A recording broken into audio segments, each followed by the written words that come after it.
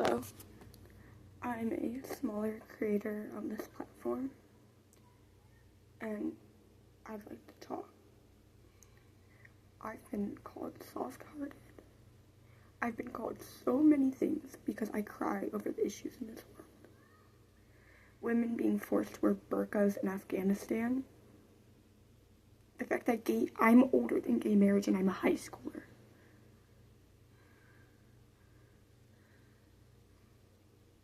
We, as Gen Z and Gen Alpha, are the future.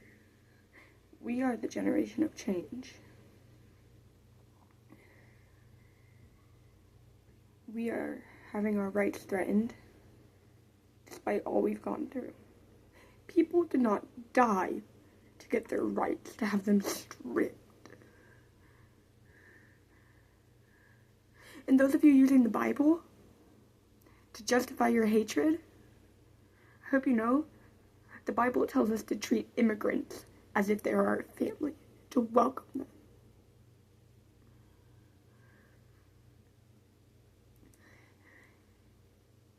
We are not our grandparents. We are not our ancestors. We are the children of today. And the children of today need to fight for what's right. People are getting fucking killed out there for doing things that are human. People are getting killed for the color of their skin. People do not care about the anti-discriminatory laws. It's going to happen. And it's wrong. People are threatening to strip people's rights away. There are trans people being tortured and killed just for being who they are. People are detransitioning for their own safety. And I, as a queer member of Gen Z, I don't feel safe in this country. I don't. I have a fear that someday I'm going to go out on those streets and I'm going to be killed for existing.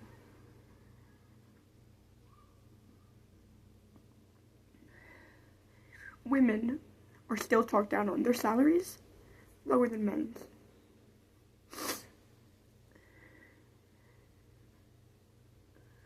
And don't you come at me with, oh, Pride Month? Why not Straight Pride Month? Because you didn't have to fight to have the right to be who you are. You didn't have to be killed. You didn't have to have people you know be killed.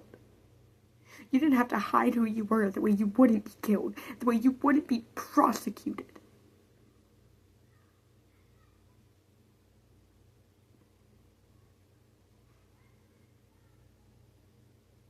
Everyone in Gen Z, older than the legalization of gay marriage. Some Gen Alpha, older than the legalization. Ruby Bridges, the girl who, the first black girl to go to a white school, she has a TikTok page. This didn't happen centuries ago. This is recent. We need to fight for what's right. I'm tired of turning on the news and hearing about another person who's been killed for no good reason.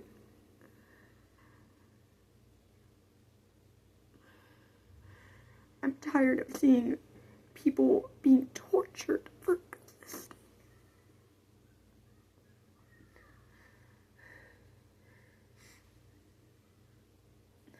And the worst part is, people support one minority without supporting another. I hope that anyone in the LGBTQIA plus community understands that black trans people are the ones who started the Stonewall movement. They started it. They started the movement that helped you get your rights to survive. People used to be killed. I know I'm repeating myself, but I'm angry. I am angry and I am scared.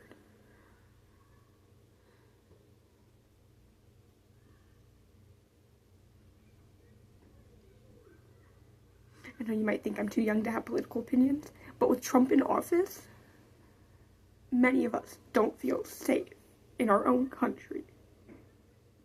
America being called the land of the free, well, fuck that. Fuck that entirely. America is not the land of the free. America is a land of injustice. In middle school, I stopped standing for the pledge because there's no justice for all. Not everyone gets justice. They don't even try. And black people, they can have a hairbrush in their hands. And some of the bad cops, not all cops are bad. I know many great cops, but there are awful cops out there. There's awful people who will shoot a man or a woman for the color of their skin, saying they had a gun, knowing damn well they didn't. Women are talked down on. Like I said in Afghanistan, they're forced to wear burqas to cover their bodies. It's wrong. It's absolutely wrong. I know this isn't going to reach a lot of people because I'm small in here, but if this does reach you, please, I'm begging you, fight for your rights. Fight for the ability to be who you are in the world. Fight for other countries' rights. Fight for everyone to be allowed to exist. Fight for what's right, not what you were taught what is right, what is right. Fight for inclusivity. Fight to stop having people killed for who they are, for things they can't control.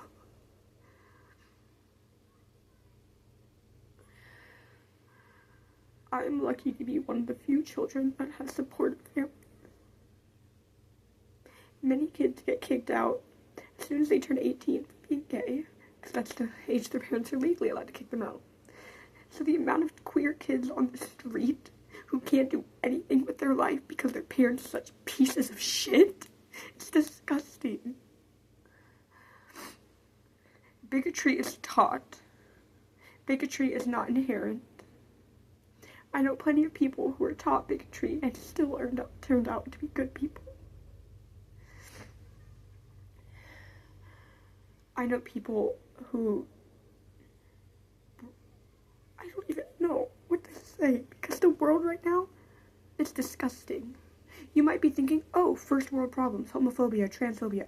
No, it's not a first world problem. It's all around. The only first world problem that I'm struggling with is figuring out what to fucking eat. If that's your biggest problem, not saying that if you can't afford food, that's not a first world problem. If you have plenty of food in your fucking pantry and you can afford whatever you want, and your biggest problem is hating on other people, you're disgusting. Why would you hate on someone for simply existing? We are this generation. We are the generation of change. We are the generation of trying to make the world a better place. For trying to make inclusivity happen. All these laws saying that we have to include people. Do you think the government actually fucking cares enough? You think they care enough to enforce them? No, they don't. Newsflash, the government doesn't care about you. Unless you're white and straight and a man. Unless your biggest problem is counting your bills. Again, not saying that if you're counting them because you don't have enough money. That's also a problem. Poverty. You see this lovely apartment I live in? It was provided from my family being in poverty. When the government shutdown happened, my family had no food. I had to go to my best friend's house to eat because her parents are kind. They are kind people. The amount of people at my school that I heard making jokes about the government shutdown and about how, oh, less people, food stamps are down. There are people who rely on food stamps to be able to eat, to be able to feed their families. Oh, just get a job. My mom can't work. She has an injury. She is medically not supposed to work. She can't control that.